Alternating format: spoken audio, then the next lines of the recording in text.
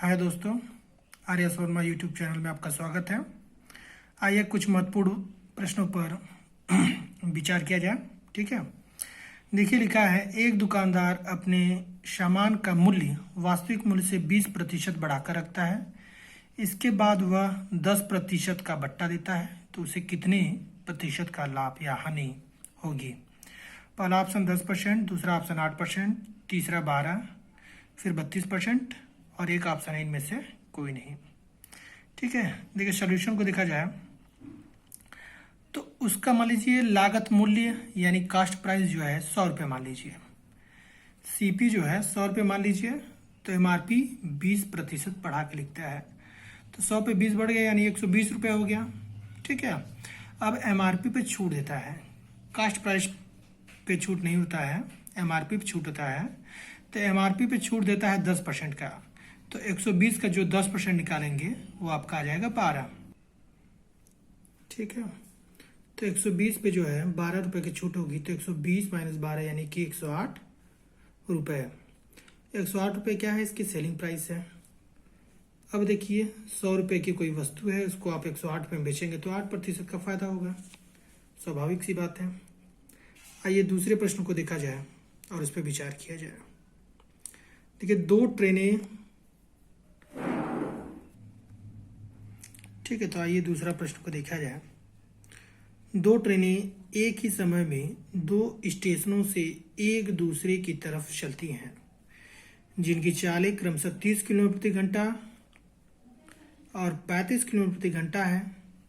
जब वह ट्रेनें एक दूसरे से मिलती हैं तो यह पाया जाता है कि एक ट्रेन दूसरी ट्रेन से 60 किलोमीटर अधिक चली, तो दोनों स्टेशनों के बीच की दूरी ज्ञात कीजिए। 880, 720, 780 ज्ञात नहीं कर सकते, इनमें से कोई नहीं। आइए इसके सॉल्यूशन को देखा जाए। अब देखिए, आइए इसके सॉल्यूशन पर विचार किया जाए। ये देखिए, या एक स्टेशन मान लीजिए यहाँ है, दूसरा स्टेशन मान लीजिए यहाँ है। ठीक है, तो एक स्टेशन से कोई ट्रेन ए मान लीजिए 30 किलोमीटर प्रति आवर की स्पीड से चलती है, और इधर से कोई ट्रेन बी जो है 35 किलोमीटर पर आवर की स्पीड से इधर क्यों चलती है। ये पॉइंट मान लेते हैं कि इस पॉइंट पर आकर दोनों ट्रेनें आपस में मिलती हैं। ठीक है, तो यहाँ से यहाँ तक की दूरी x मान लेते हैं, क्योंकि 35 किलोमीटर पर आवर वाली जो है ट्रेन वो 60 किलोमीटर एक्स्ट्रा तय करती है, तो x + 60। ठीक है, अब देखिए टाइम निकाल लीजिए। d बराबर st, डिस्टेंस है, स्पीड है, टाइम है। ठीक है, तो t1 बराबर d/s, इस पहले के जो है टाइम निकालना तो उसको t1 ले लिए हैं, तो d/s, डिस्टेंस क्या है x, स्पीड क्या है 30, तो x/30। इसकी टाइम निकाल लीजिए, इस ट्रेन का टाइम, तो t2 बराबर d/s, डिस्टेंस जो है x + 60 डिवाइडेड बाई का 35। ठीक है, अब देखिए ये जो समय है और ये दूसरा जो समय है एक दूसरे के बराबर होगा। क्यों होगा? क्योंकि वो समान समय पर ही आकर एक दूसरे से मिलेंगी।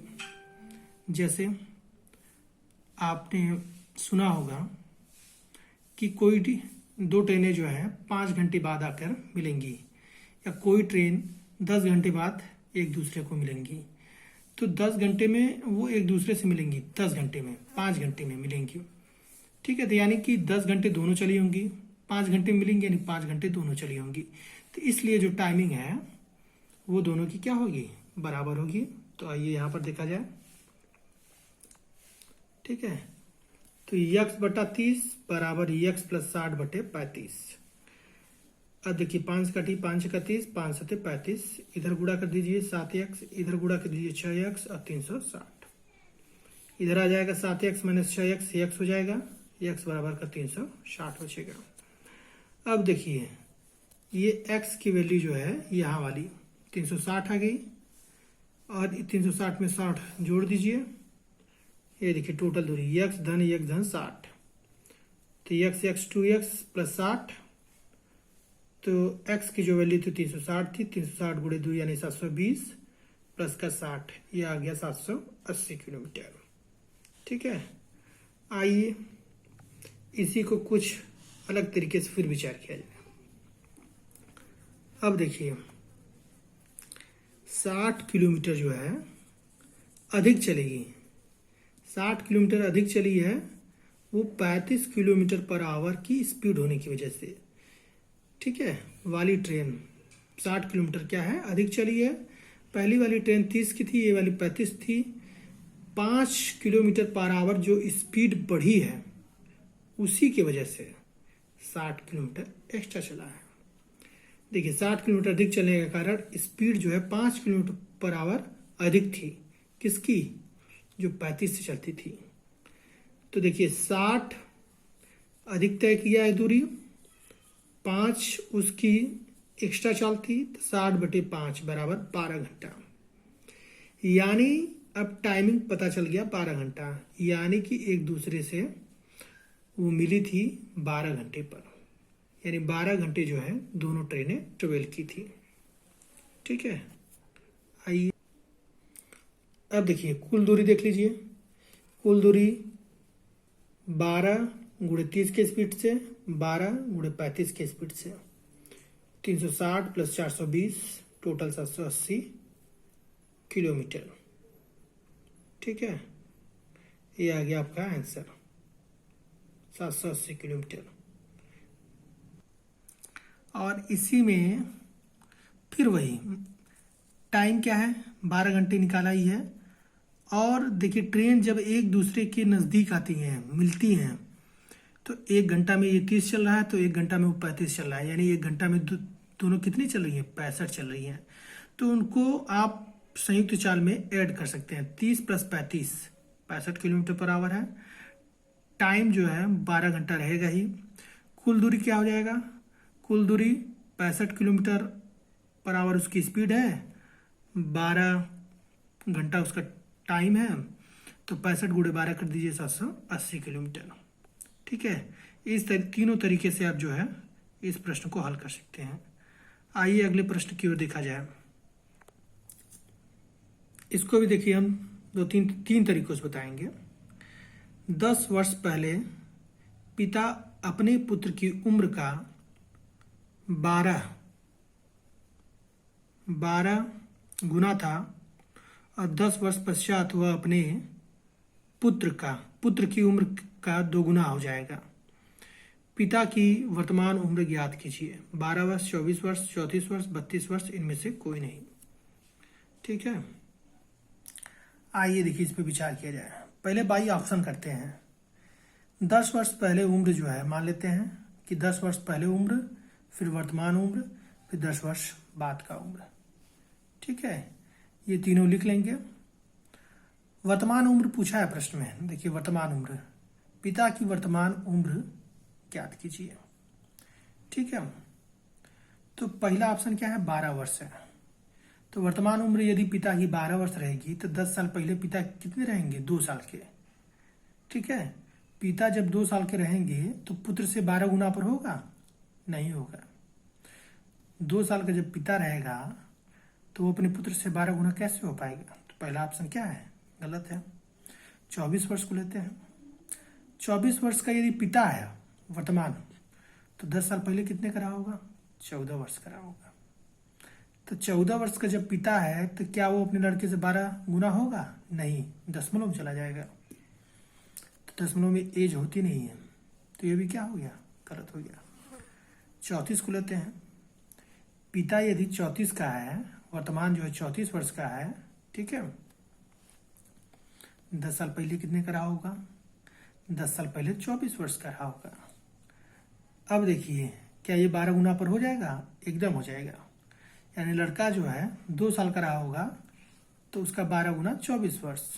ठीक है, और एक और कंडीशन दिया है कि 10 वर्ष बाद देखिए, 10 वर्ष बाद जो है 34 10 से 44 हो जाएगा पिता, और ये क्या हो जाएगा, 12 10 22 हो जाएगा।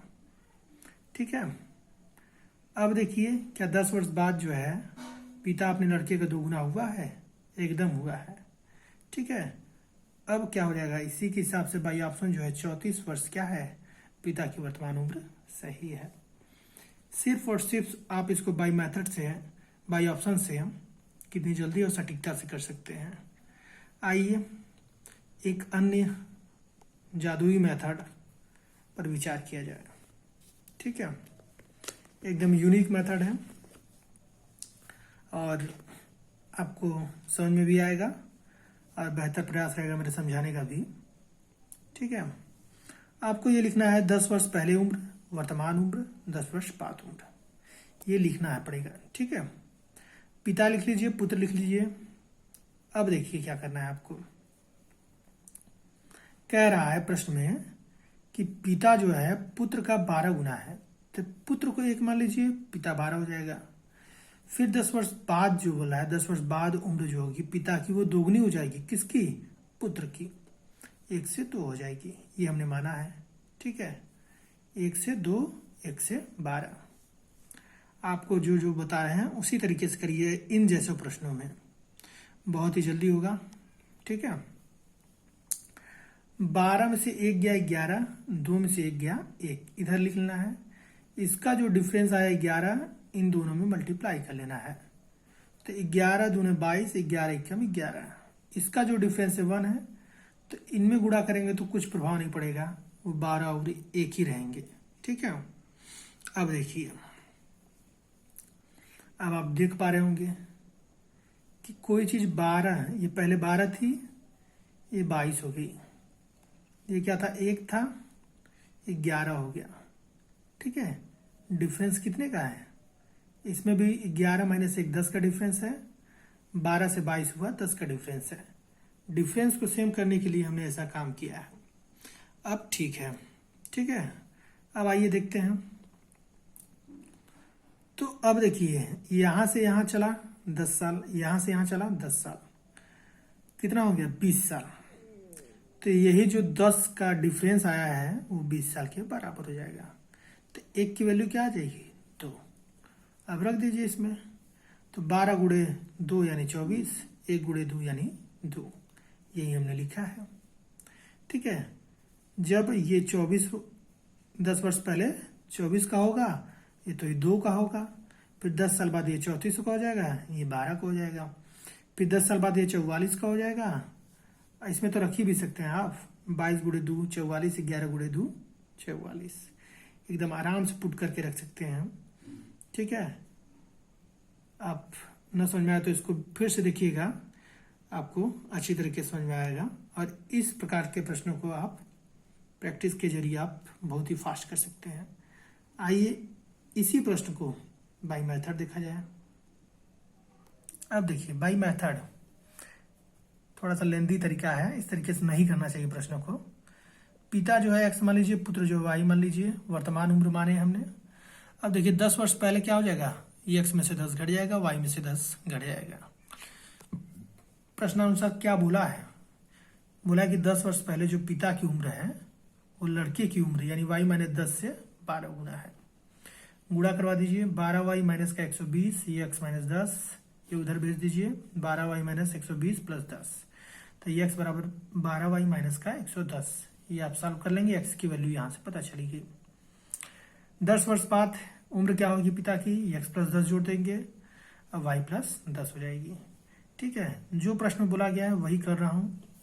आइए फिर दूसरा जो है इक्वेशन बनेगा कि 10 वर्ष बाद जो है पिता की आयु लड़के की आयु का y प्लस 10 लड़के की आयु का 2 गुना है। गुणा करवा दीजिए, 2y प्लस 20, ये आपका x धन 10, 10 को उधर भेजिए, 2y plus 20 minus 10, 2y plus का 10, x बराबर यहाँ पर आ गया।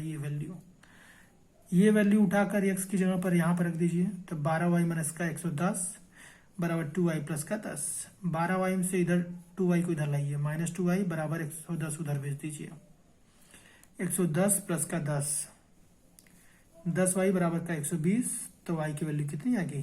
12। अब y की वैल्यू को किसी में उठाकर पुट कर दीजिए किसी भी इक्वेशन में, तो इसी में पुट कर दीजिए, तो x बराबर 2y प्लस का 10, 2 गुणे 12 प्लस का 10, 12 दूनी का 24 प्लस 10 बराबर का 34। ये जो है x जो है पिता की वर्तमान उम्र था और वही क्या है? 34 है। ये हो गया आपका आंसर। इस तरीके से आप भी कर सकते हैं। आइए अगले प्रश्न पर विचार किया जाए। अगला प्रश्न, चौथा प्रश्न देखिए, रवि के विज्ञान और इतिहास के कुल अंक उसके भूगोल के अंकों से 80 ज़्यादा है।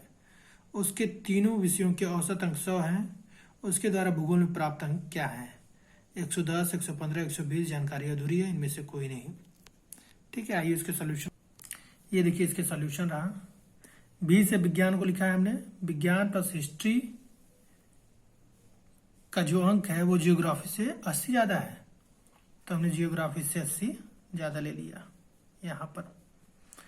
फिर विज्ञान, हिस्ट्री, जियोग्राफी का जो है एवरेज वो क्या है? 100 है। तो विज्ञान प्लस हिस्ट्री प्लस जियोग्राफी देखिए आपका इधर जाएगा तो 300 हो जाएगा। तीनों का अंक मिलाकर कितना हो जाएगा? 300। फिर देखिए पहला जो इक्वेशन है v प्लस एच की वैल्यू जो है g प्लस 80 है, तो यहाँ पर v प्लस एच की वैल्यू जो है यहाँ से उठाकर रख दीजिए। g प्लस 80 प्लस g बराबर का 300, तो 2g बराबर का 300 माइनस का 80 हो जाएगा। तो जियोग्राफी में 220 माइनस का 80 यानी कितना है? 300 माइनस 80 यानी 220 नंबर। जियोग्राफी में कितना आ जाएगा उसका? 110 बचा इधर 2 से कट जाएगा, सॉरी थोड़ा सा गलत बोल दिए। 300 माइनस का 180, अरे 300 माइनस का 80 यानी कि 220, और ये कट जाएगा 2 से 110। जियोग्राफी में आपका 110 नंबर है उसका। ठीक है, ये इसका राइट आंसर हो जाएगा। इजी प्रश्न है। चलिए आइए अगले प्रश्न को देखा जाए। पांचवा प्रश्न, स्वीटी ने 80 किलो चावल 7.5 रुपये प्रति किलो तथा 120 किलो चावल 8.5 रुपये प्रति किलो की दर से खरीदा। उसने दोनों को मिलाकर मिश्रण तैयार किया। पूरे व्यापार में 35% का लाभ अर्जित करने के लिए उसे मिश्रण को आशनतः मतलब होता है लगभग कितने रुपए प्रति किलो की दर से बेचना चाहिए? 10.5 रुपये, 11.5 रुपये, 10.75 रुपये, 11.25 रुपये, 11 रुपये। आइए इस प्रश्न को हल किया जाए। अब देखिए यहाँ पर समझिए, ये 80 केजी था आपका चावल, ये आपका 120 केजी था। 7.5 की रेट से 8.5 की रेट से 1 जीरो इसका काटिए, 1 जीरो इसका काटिए, फिर 4 से काटिए, दो बार में कटेगा, फिर 4 से काटेंगे 3 बार में कटेगा। ठीक है, तो हमने सिर्फ और सिर्फ किसको काटा? चावल, जो चावल दिए थे किलो में उनको काटा, चावल के रेशियो को काटा। ठीक है, अब ये 2:3 के रेशियो में चावल मिलाए दिए गए। 7.5 रुपये की दर से 8.5 रुपये की दर से 3 का रेशियो बन गया, ये 2 का रेशियो बन गया। रुपया को नहीं काटना है, केवल चावल को ही काटना है। ठीक है, फिर 7.5 से 2 का गुणा कर देंगे 15 आ जाएगा। 8.5 से 3 का गुणा कर देंगे 25.5 आ जाएगा। ठीक है, अब देखिए, अब जो कह रहा है 35% का इन्हीं मिक्सचर को अब ऐड कर दीजिए। 15 25.5 को ऐड करेंगे तो आपका 40.5 आ जाएगा। इन्हीं को 135 का 35% का लाभ कमाना है तो 135/100। मिक्सचर कितना था? 3 ये 2 ये 5 से भाग कर देना है। ये टोटल मिक्सचर था। ठीक है, 135 का लाभ, 35% का लाभ भी कमाना था। 135/100, ये 5 क्यों आया? क्योंकि ये जो चावल का रेशियो था 3:2 के रेशियो में था, तो ये 5 से भाग कर दिया। अब इसको काटेंगे पीटेंगे हल करेंगे तो 1093.5। ठीक है, इसको हल कर लेंगे आप तो 10.935 रुपये आ जाएगा। ठीक है, ये इसका आंसर है। लेकिन ऑप्शन में कोई भी ऑप्शन मैच नहीं कर रहा है। ठीक है, कोई भी ऑप्शन जो है मैच नहीं कर रहा है, तो आप इसको नज़दीक में देखिए 10.935 है, तो नज़दीक में आप 11 रुपये जो इसको मार सकते हैं आंसर। ठीक है, आज के लिए बस इतना ही। कैसा लगा आपको ये वीडियो ज़रूर बताएं कमेंट बॉक्स में। और जो है ये आज 5 कदम ही था। ठीक है, वीडियो को लाइक सब्सक्राइब और शेयर जरूर करें। जय हिंद, जय भारत।